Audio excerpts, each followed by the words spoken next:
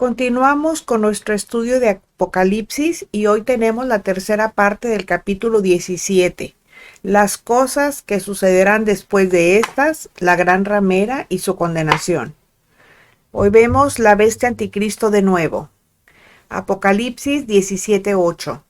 La bestia que has visto era y no es, y está para subir del abismo e ir a perdición, y los moradores de la tierra, aquellos cuyos nombres no están escritos desde la fundación del mundo en el libro de la vida, se asombrarán viendo la bestia que era y no es y será. Antes de seguir hablando de la gran ramera, el ángel se centra de nuevo en la bestia anticristo. Esta estuvo presente en este mundo, por eso dice que era. Pero en el momento de Juan ya no. Se nos dice que está en el abismo, o sea, en el infierno, pero que llegará un momento en que saldrá y subirá de él para ir más tarde a la perdición eterna, que es al lago que arde con fuego y azufre. Y eso lo vamos a ver en Apocalipsis 20:10. Teniendo en cuenta que la bestia anticristo es un hombre y no un demonio, pues hemos de entender por las palabras del ángel que tal individuo vivió, murió y fue al abismo, de donde subirá en espíritu a encarnarse hasta que definitivamente sea entregado a la perdición eterna. O sea, se fijan que dice que murió y fue al abismo, o sea, fue al infierno. O sea, no fue al purgatorio para que después alguien rezara por él para sacarlo o pagara una indulgencia para sacarlo de allí. No, o va al infierno o va directamente a Dios. Aquí no hay términos medios. Bueno, en todo esto vemos una burda imitación de la resurrección de Cristo. La humanidad impía no se ha dejado de impresionar por la resurrección del Mesías, pero sí lo va a hacer por la imitación del diablo en su hijo de perdición. O sea, todos los humanos impíos, los que no quieren nada de Cristo porque no creen en su resurrección, no creen que sea Dios, ellos sí se van ¿cómo se llama? A impresionar cuando vean la imitación del diablo en su hijo de perdición. Y entonces llegarán a estar tan asombrados que le van a adorar. Y eso ya lo vimos en el Apocalipsis 13, versículos 3 y 4. Ahora vamos a ver sobre las 7 cabezas. Dice Apocalipsis 17:9. Esto para la mente que tenga sabiduría. Las 7 cabezas son 7 montes sobre los cuales se sienta la mujer. Al igual que en el Apocalipsis 13:18, aquí también se requiere de entendimiento para captar lo que dice el ángel. Las 7 cabezas de la bestia representan el poder de los 7 césares romanos blasfemos, como vamos a ver. Son también 7 montes. Estas 7 colinas son el lugar geográfico donde se asentó el poder de los césares romanos. Estamos hablando de Roma, conocida como la ciudad de las 7 colinas. Esa es la ubicación geográfica. O sea, se habla así, literalmente se habla de una ubicación geográfica. Estos 7 montes son los montes en los que se asienta la ciudad de Roma. Los nombres de estas 7 colinas son Aventino, Coeliano, Esquilino, Capitolino, Palatino, Quirinial y Viminal. La mujer ramera religiosa se sostiene por el poder de los césares, o sea, por la Roma política, y también sobre 7 colinas que constituyen su sede, o sea, es la llamada Santa Sede, el Vaticano. O sea, el Vaticano es un país dentro, es un estado-nación dentro de otro estado-nación. Así como la gran ramera se sostiene sobre la bestia Apocalipsis 17:3, esta la usa para sus fines. O sea, nosotros no debemos perder la perspectiva. Roma, o sea, el Vaticano, es esa mujer, la gran ramera, pero también es el lugar geográfico el centro del poder religioso, político, más bien, no religioso, del centro del poder político de la bestia. Al tener el anticristo 7 cabezas, significa que la autoridad y el poder suyos están en Roma, porque esas cabezas son los 7 montes romanos. Al anticristo no se le puede separar de Roma, aunque se quiera, no se le puede separar de Roma. Dice Apocalipsis 17, 10 y 11, y son 7 reyes. 5 de ellos han caído. Uno es y el otro aún no ha venido. Y cuando venga, es necesario que dure breve tiempo. La bestia que era y no es también el octavo, y es de entre los 7 y va a la perdición. En este sentido, la bestia anticristo es la suma del poder y maldad de los 7 césares blasfemos que encarnan al imperio romano. La cuarta bestia de Daniel 7:7. Por ello sus 7 cabezas también son esos 7 reyes o césares augustos, que así se les llamaba.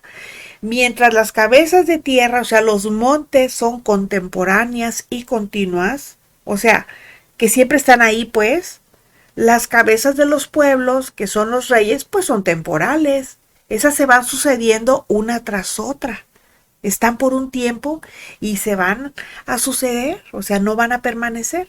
Y el ejemplo lo tenemos en Isaías 7, 8 y 9, dice, porque la cabeza de Siria es Damasco, y la cabeza de Damasco Resín, y dentro de 65 años, Efraín será quebrantado hasta dejar de ser pueblo. Y la cabeza de Efraín es Samaria, y la cabeza de Samaria el hijo de Remalías. Si vosotros no creyereis, de cierto no permaneceréis. Por tanto, la bestia anticristo igual va a ser un personaje que regirá como un rey o emperador sucesor de los césares blasfemos de la antigüedad. La palabra nos habla aquí también de 7 reyes o personajes de autoridad sobre Roma. Y es importante no perder la perspectiva, ya que hemos identificado a Roma como tal, porque estamos hablando necesariamente del Imperio Romano. Por lo tanto, esos 7 reyes solo tienen que ver con dicho imperio. Daniel 7:7 dice, después de esto, miraba yo en las visiones de la noche, y he aquí la cuarta bestia, espantosa y terrible y en gran manera fuerte, la cual tenía unos dientes grandes de hierro, y devoraba y desmenuzaba, y las sobras hollaba con sus pies, y era muy diferente de todas las bestias que vi antes de ella, y tenía 10 cuernos.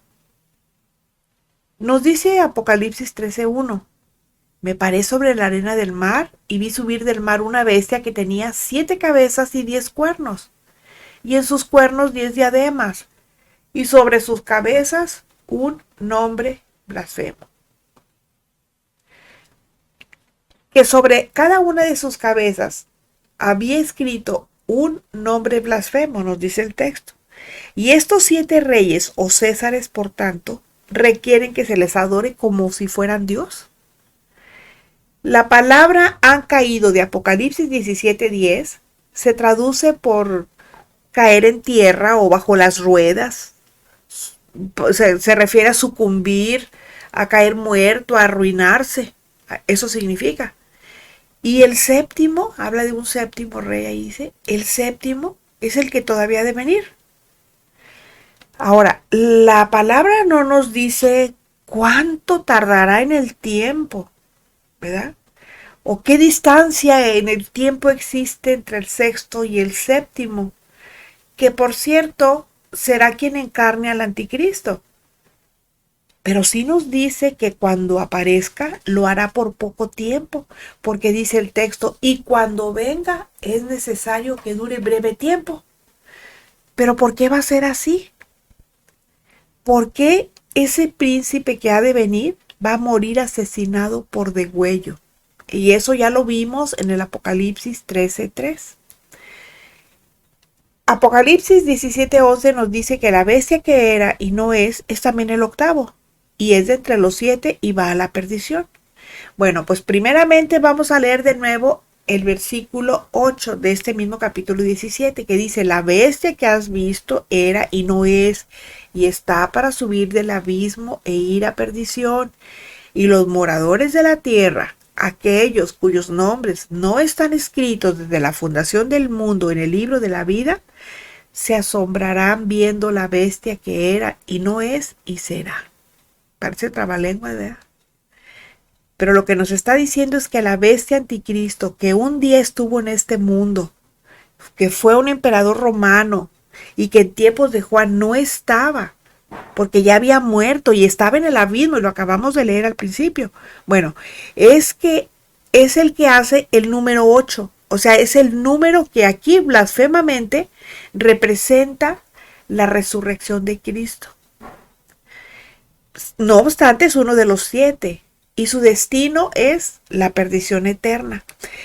Como les digo, esto es como una adivinanza, pero ¿cómo lo hemos de entender? Bueno, hagamos un resumen de los siguientes puntos o digamos periodos históricos en referencia a la bestia. Pero no olvidemos que se trata de un César romano. Eso hay que tenerlo presente. Bueno, primero dice que era. Después dice que no es. Luego dice que es entre los 7. Y luego dice que va a la perdición. Aquí son 4 puntos.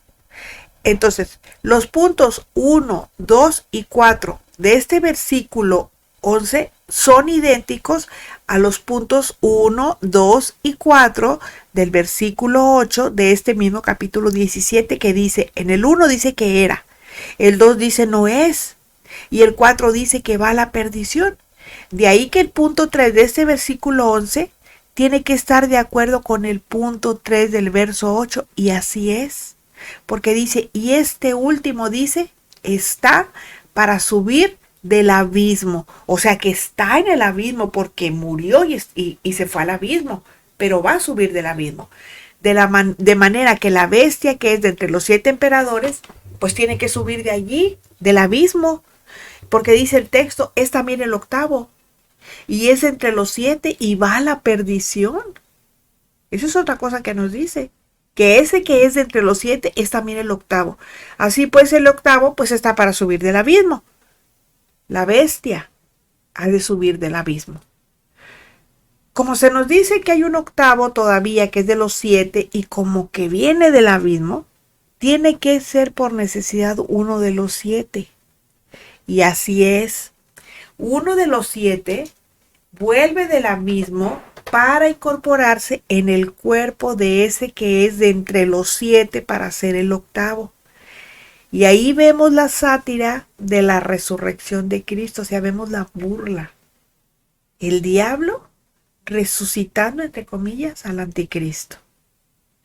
Acuérdense que todo lo imita, todo lo que Dios hace, el diablo lo imita. En otras palabras, lo que se nos dice en Apocalipsis 13:3, que una de las 7 cabezas de la bestia morirá por asesinato, como ya vimos por degüello, esto solo lo podemos entender de la siguiente forma. Miren, la bestia que sube del mar de las naciones, que vimos en Apocalipsis 13:1, muere asesinado. El alma de ese hombre arrogante, por cierto, de ese príncipe que ha de venir, como dice Tesalonicenses, va al infierno. Seguidamente se maravilla toda la tierra, y eso lo vemos en el versículo 2, porque aparentemente ese hombre resucita, pero no resucita. Lo que hace es entrar en su cuerpo el alma de uno de los 7 emperadores, el que está para subir del abismo que estamos viendo en el 17:8. Y aquí es donde tenemos el octavo. Por lo tanto, el séptimo es el precursor, o sea, es el que antecede al auténtico anticristo. Y el octavo usará el cuerpo del séptimo. O sea, va a resucitar, pero se le va a meter, el alma se le va a meter al séptimo. Bueno, ahora vamos a ver algo sobre Nerón. A Nerón se le conocía como Nero Redivivus. Ahora bien, ¿Podríamos saber quién será el emperador que fue, que no es en el tiempo de Juan, que está para ir a perdición? Es decir, el verdadero anticristo, el cual entrará en el cuerpo del séptimo, que aún está para revelarse, pero afortunadamente nosotros no lo estamos esperando. Nosotros estamos esperando la gloriosa venida del Señor por nosotros. Nosotros no esperamos ver al anticristo. Y quien lo esté esperando, bueno, pues es que no es realmente salvo. O sea, no puede ser el séptimo, puesto que todavía ha de aparecer, según Apocalipsis 17:10 que ya vimos. Y hay que recordar que la bestia ya estuvo en la tierra. Eso nos lo dice el 17:8. No es el sexto, porque ya estaba en la tierra cuando Juan y la bestia no estaban en ese momento. Eso lo vimos en el 17:11. Por lo tanto, tiene que ser uno de los 5 que han caído, que ya vimos en el 17:10. En Apocalipsis 13:18 leemos: aquí hay sabiduría, el que tiene entendimiento cuente el número de la bestia, pues es número de hombre, y su número es 666. Bueno, aquí se nos está invitando a que contemos el número de la bestia anticristo, y se nos dice que suma 666. Ese número es número de hombre, y significa 2 cosas. La bestia anticristo es un hombre y en concreto un emperador romano. Y la otra cosa que se nos dice es que su nombre se puede contar. Ahora bien, tanto en hebreo como en griego, e inclusive también en romano, el latín, las letras del alfabeto tienen un valor numérico. Recuerden ustedes los números romanos, que son letras. Solo nos resta contar el valor numérico de los 5 nombres de los 5 emperadores que han caído. Y el único nombre que suma 666 es el de Nerón César. Así se hacía llamar él. Nerón suma 306 y César, o sea César, suma 360. Entonces, si nosotros sumamos 306 más 360, nos da el número 666. Dicho emperador siempre se hacía llamar así, Nerón César. Y eso lo podemos ver en Filipenses 4:22, donde dice: todos los santos os saludan, y especialmente los de la casa de César. El mundo ya está preparado para que surja el séptimo emperador, que vimos en el 13:1. Y este séptimo César será el cabeza de la Unión Europea o algo similar. A él se le van a dar poderes comparables a los que recibía el César, que le fue dada una corona. Iniciará un pacto de paz 7 años entre Israel y sus vecinos, entre todos los que están a su alrededor. Y hará que, acuérdense que Israel con sus vecinos toda la vida ha estado en guerra. No ha habido un solo día que no haya en guerra. Cuando no es con uno, es con otro. Cuando no es con Chan, es con Juana, pero siempre está en guerra. ¿Verdad? Entonces se firmará un pacto de paz, se va a iniciar ese pacto. Y hará que puedan levantar su templo para que realicen sus sacrificios. Eso lo vemos en Daniel 9:27. Y el mundo se va a asombrar del talento y del buen hacer de ese hombre. Y además, ¿saben qué? Viene de la realeza. Probablemente por un tiempo el terrorismo va a cesar y el nivel de vida en general va a aumentar, porque dice: salió venciendo y para vencer. Eso lo vimos en el capítulo 6, versículo 2. Hará alarde de fuerza, pero no la va a usar. O sea, nada más se va a presentar así como una persona muy, muy fuerte, pero no va a hacer uso de su fuerza.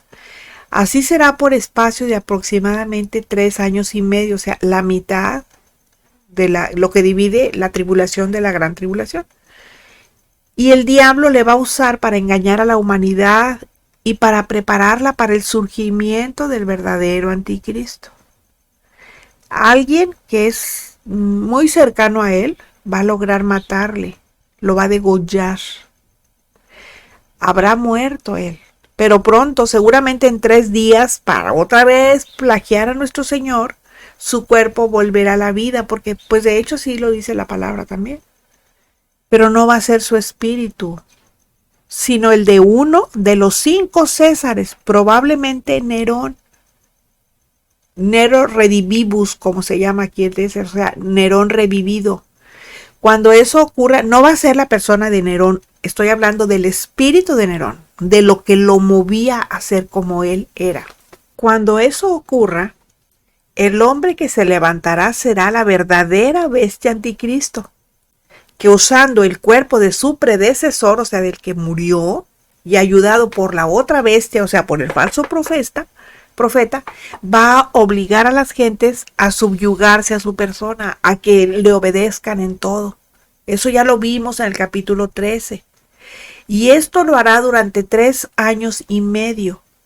Ese tiempo va a corresponder a la gran tribulación, porque al principio, en los primeros 3 años y medio, ya lo hemos visto en otros capítulos, se va a mostrar una persona gentil, una persona buena, que les va a permitir que, pues, que vayan al templo, que hagan sus sacrificios y todo. Pero a los 3 años y medio, ese pacto de paz que había firmado, lo va a destruir, lo va a desconocer y entonces sí se les va a ir con todo. Ahora, sobre Nerón y su plan de destruir el cristianismo, vemos que a los 17 años de edad él fue nombrado César. Él estaba muy joven y a esa edad fue nombrado César. Y él estuvo pendiente del consejo de Burro y el filósofo Séneca, quien era su tutor. Los 5 primeros años de su reinado estuvieron marcados por la moderación. Era una persona muy moderada, ¿verdad? Muy sujeta a su tutor, muy, pues sí, gentil y eso, ¿verdad? Pero poco después mandó asesinar a su madre por criticar a su amante Popea Sabina. Luego, en el año 62, se divorció de su esposa Octavia, a quien más tarde también ejecutó. Fue cuando se casó con Popea. Bueno, luego habla de que Burro murió probablemente envenenado.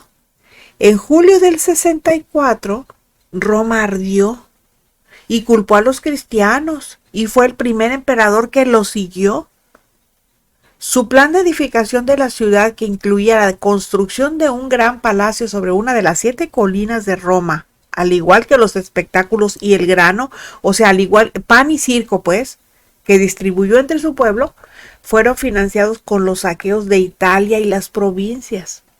Nerón era un hombre conducido por demonios y él lo sabía y lo consentía, él aceptaba, ¿verdad? Que ser conducido, ser mangoneado, digamos, por los demonios. Y aquí hay una pregunta que deberíamos hacernos. ¿Por qué era perseguido el cristianismo a partir de Nerón? Porque él fue el que inició la persecución.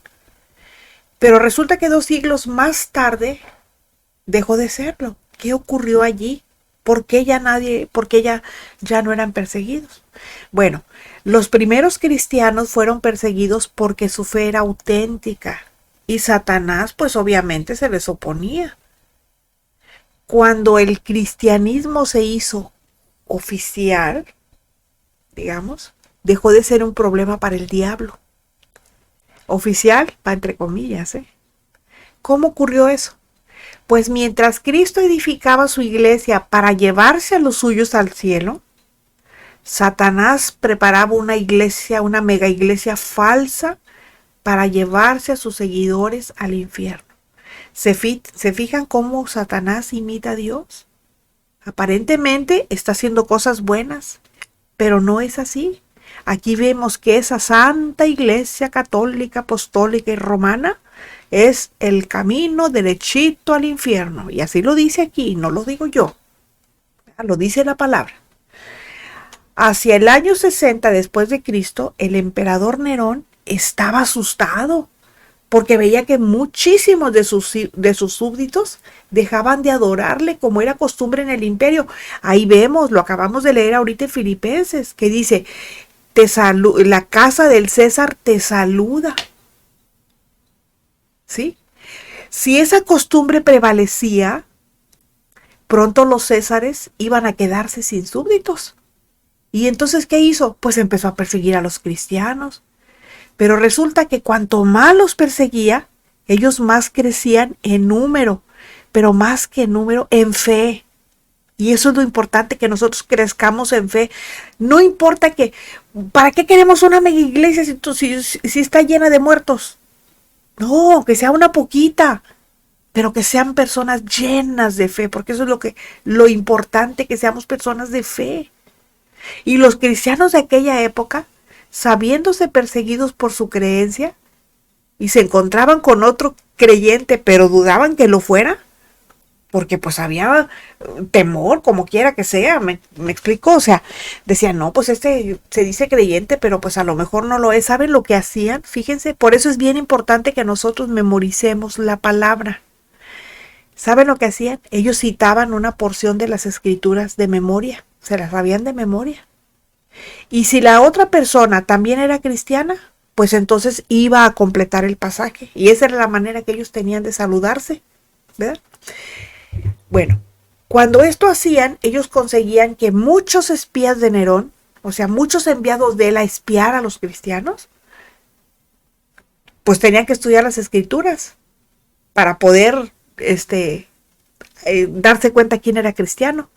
¿Y saben lo que pasaba? Que acababan convirtiéndose a Cristo. Sagazmente los esbirros del César fueron enseñados a que en vez de las escrituras, iniciaran la costumbre de usar símbolos cristianos. Por ejemplo, el pez que a veces vemos en los carros. El pan que también a veces vemos. El sol o cosas así. Los métodos de Nerón para perseguir a los cristianos llegaron a ser muy sofisticados. Él organizó iglesias falsas. Bajo sus órdenes, sus espías que fingían ser cristianos le prendieron fuego a Roma. Y esto fue hecho para justificar la persecución y masacre de los creyentes. Incluso se sabe que Nerón condenó a sus propios espías como si fueran verdaderos cristianos. No cabe duda de que si a Nerón se le permitiera subir del infierno y entrar en el cuerpo de un hombre para volver a perseguir a los cristianos, lo haría. Yo creo que no lo dudaría, no pensaría ni un segundo en si lo haría o no. Se iba derechito y lo hacía.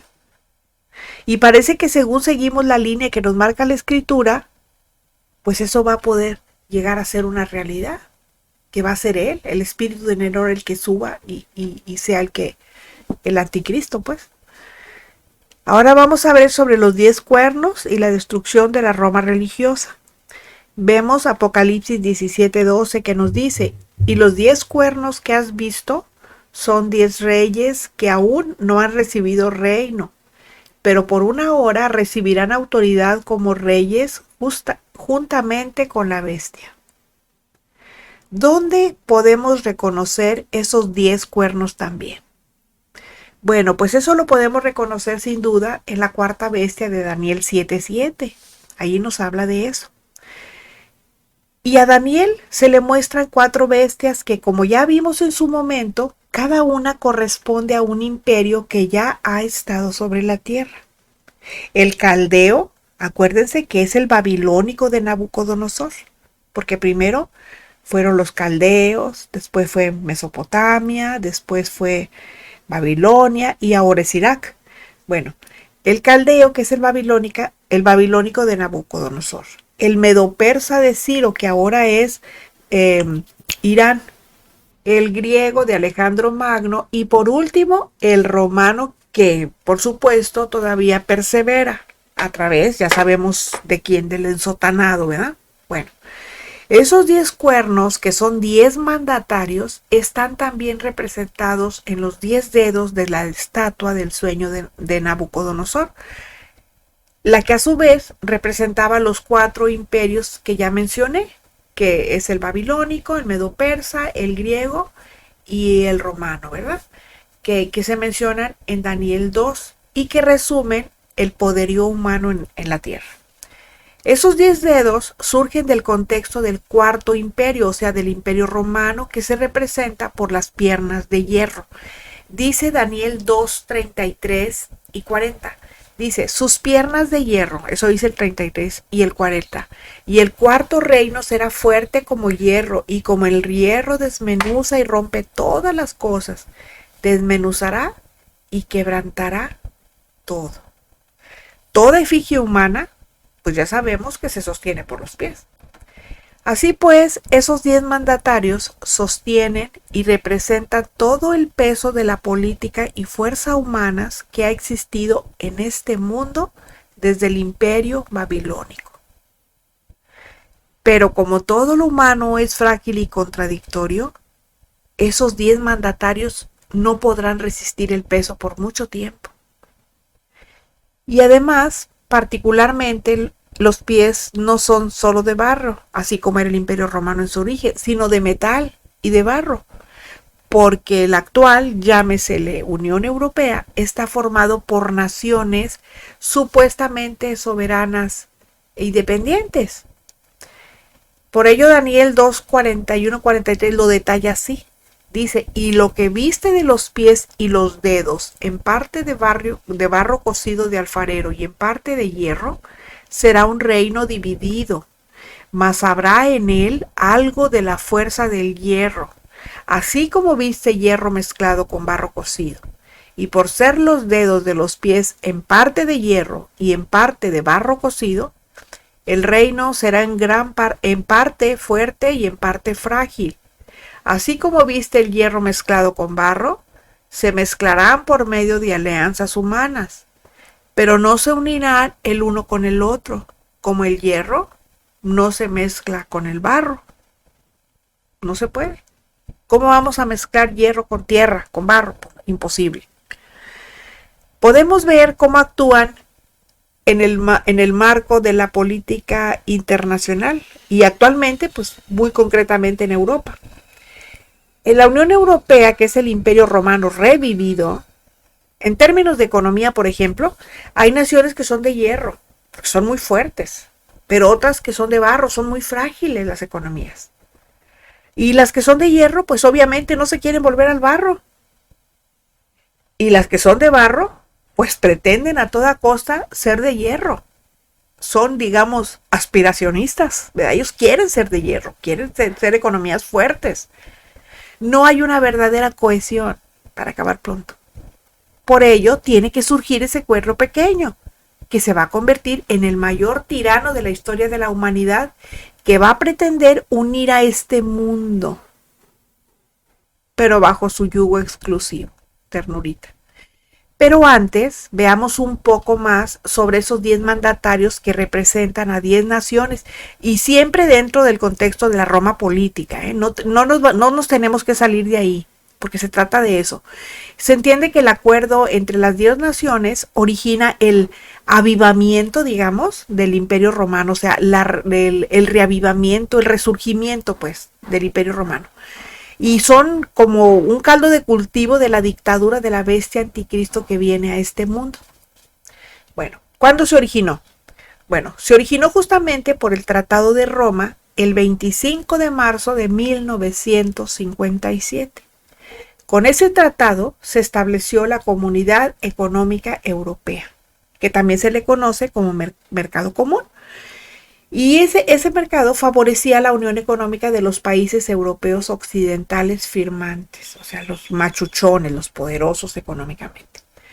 Los primeros en hacerlo fueron Francia, Bélgica, Luxemburgo, el Ducado de Luxemburgo, la Monarquía de Países Bajos, Italia y la República Federal de Alemania. En enero de 1973 se adhirieron el Reino Unido, Dinamarca e Irlanda. Luego fue admitida Grecia en 1981. Y estos 10 países podrían ser los 10 cuernos. Curiosamente, España y Portugal, que se unieron en 1986 y a las que en muchos sentidos se les podría considerar una sola nación, hacen el número 11. Y el número 11 se corresponde con el pequeño cuerno que salía entre ellos. Dice Daniel 7:8, mientras yo contemplaba los cuernos, he aquí que otro cuerno pequeño salía entre ellos, habla de los 10 cuernos. Y delante de él fueron arrancados 3 cuernos de los primeros. Y he aquí que este cuerno tenía ojos como de hombre y una boca que hablaba grandes cosas. Continuaremos la próxima semana.